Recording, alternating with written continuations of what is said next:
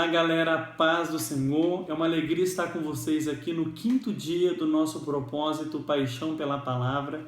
Hoje nós vamos estar fazendo alguns apontamentos no capítulo 5 de Gênesis e esse é um capítulo muito interessante. Nós vamos perceber o quanto que o autor se preocupou em mostrar a malignidade do pecado através da linhagem de Caim. Nós vemos que Caim ele foi o primeiro homem a cometer um assassinato na Bíblia, assassinando seu próprio irmão Abel. E o capítulo 4 vai mostrar como a sua descendência levou consigo todo esse comportamento pecaminoso, pernicioso, que afastou totalmente da vontade de Deus, do propósito que Deus tinha com a humanidade. O capítulo 5 é um pouco diferente. Nós vamos perceber agora o foco do autor bíblico na linhagem que descendeu de Sete e que foi uma linhagem que procurou buscar a presença de Deus.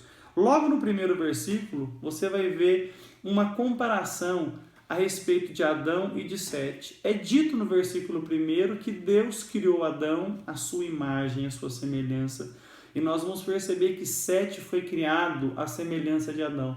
Nós percebemos aqui uma preocupação do autor bíblico de mostrar que agora toda a linhagem que descende de Adão, ela vai carregar a mesma mácula da sua desobediência, apesar de ainda possuir a imagem de Deus, mas é uma imagem distorcida pela ação maléfica do pecado.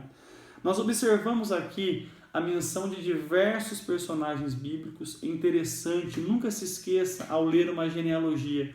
Deus se importa com cada pessoa é importante, cada pessoa tem a sua história e Deus, ele é aquele que escreve todas as histórias. Nós veremos aqui diversos personagens bíblicos, fica notório para nós a longevidade humana durante esses primeiros anos da criação.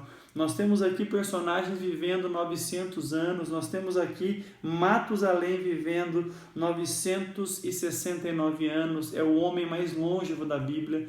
Então nós vemos como o pecado, ele acabou tirando da humanidade também a longevidade. O homem foi criado como um ser imortal, o pecado trouxe a morte e obviamente a ação do pecado foi diminuindo a longevidade humana.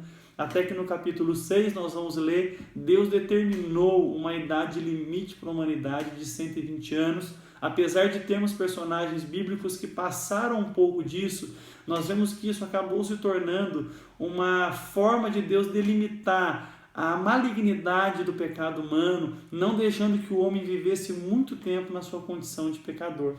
É interessante nós vermos no capítulo 5 uma menção especial aqui à figura de Enoque. Enoque é aquele que foi conhecido por ter andado com Deus. Enoque foi aquele que foi conhecido por ter sido tomado por Deus, que viveu de tal forma, de tal modo próximo do Senhor, que Deus tomou ele para si. Enoque é a figura de uma igreja que no mundo corrupto procura viver para a glória de Deus e que assim como Enoque, num dia maravilhoso, quando Cristo voltar nas nuvens, será tomada para estar para sempre com ele. O capítulo 5 também nos traz uma informação muito interessante, que aqui nós vemos a figura de Noé.